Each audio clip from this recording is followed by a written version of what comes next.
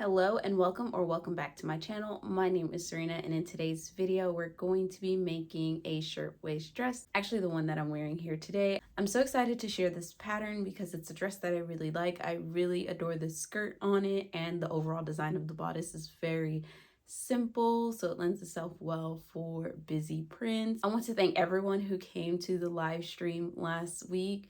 It was not planned, but you showed up and you hung out with me for 2 whole hours, so that was really fun. Thanks for keeping me company. I will try and schedule those next time. Last time was just a test. But either way, if you're interested in seeing me make this outfit, go ahead and like and subscribe. And now let's get into it.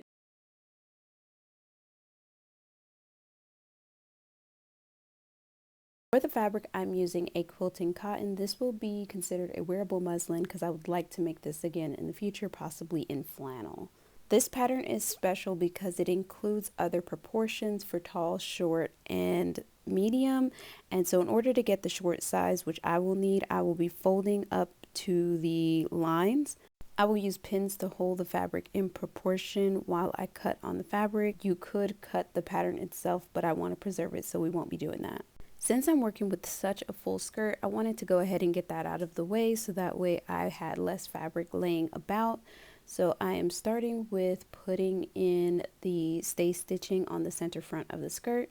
This is there because there is no side zip to get into the skirt. It instead has a hidden placket closure in the front. So you will need to make bias tape or use prepackaged tape for the placket in the front.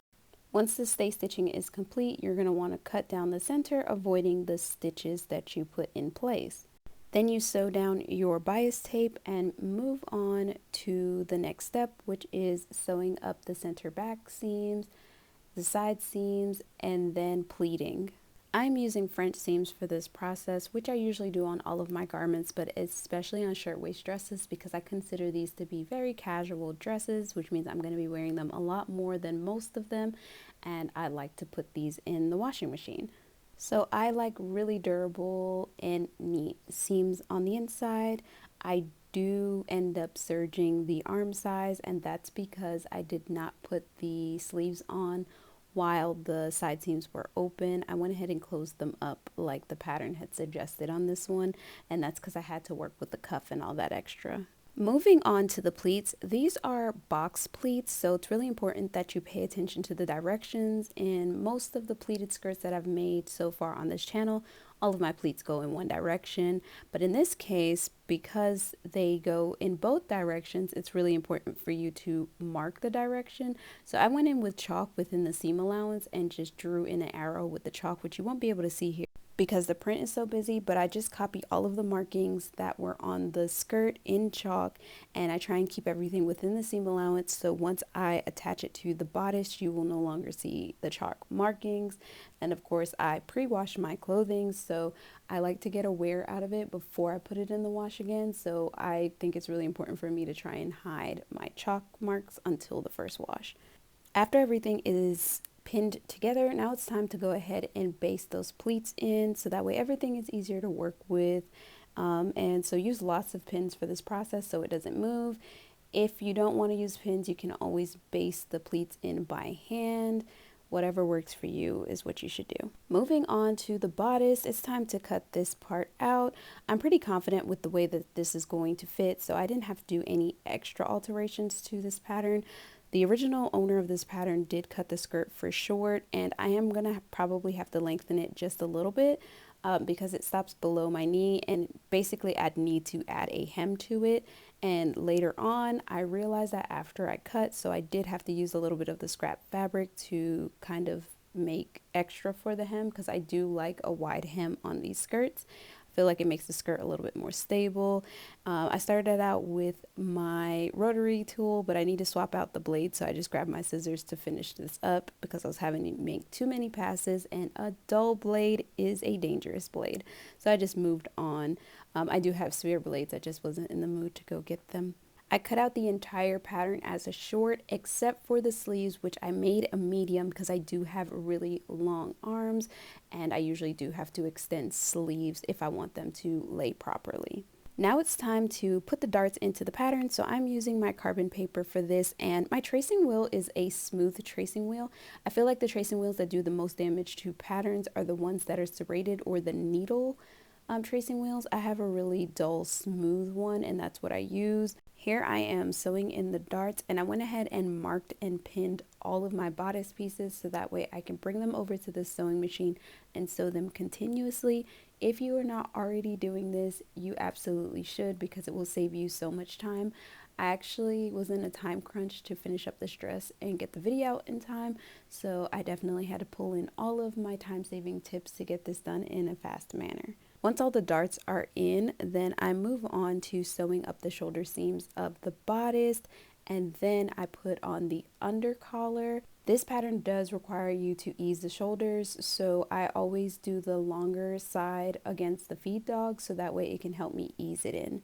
Once I get the shoulders and the lower collar on, then it's time to sew up the side seams, which again I am using French seams for. Then I grab the sleeves and I do a French seam for them as well. One of the main reasons that I decided to close up the side seams before easing the sleeves into the bodice was because in the past I did put the cuffs on in the same direction, and ever since I did that once, I will not allow myself to make that mistake a second time. So when cuffs are involved, I like to just go ahead and put the sleeves together before I attach them to the bodice.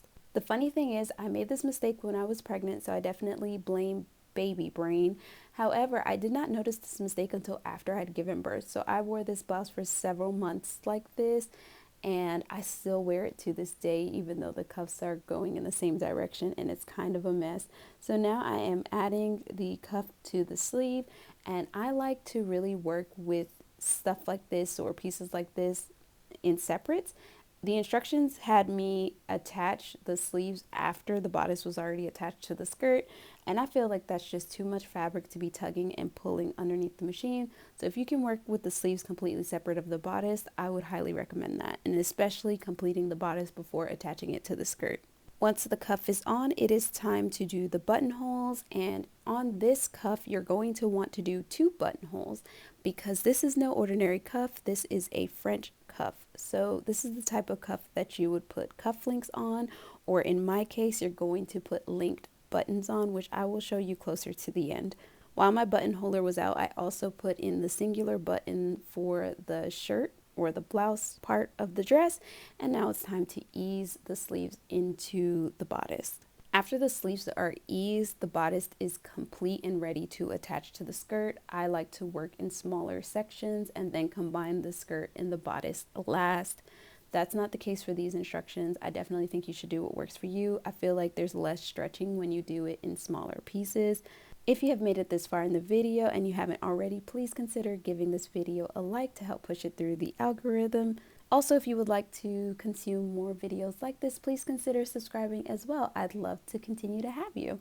Now back to attaching the skirt. So because of the pleats going in different directions, you're going to want to be very careful. That's why I'm constantly picking up the skirt to make sure that the pleats are not moving too much and are laying flat, because any little mistake could leave you with like a fold that you're going to have to unpick and sew over. So just take your time on this step so that way you won't have to fix it later. Now it's time to show you my linked buttons. I picked this up about a year ago at an antique store. You can make them yourselves by attaching 2 shank buttons with some thread. These are held together with like a little metal clasp. I have a couple sets of these, and they come in handy. I don't use them often, but when I get the opportunity, it's really nice to have them. So all you do is stick the buttons through the buttonholes, and it holds the cuff together like cufflinks would. And if you would like, you could also use cufflinks if you find a pair that you like. After this, I put a hook and eye closure for the placket at the center front of the skirt. I also made a fabric belt that I'm considering covering the buckle.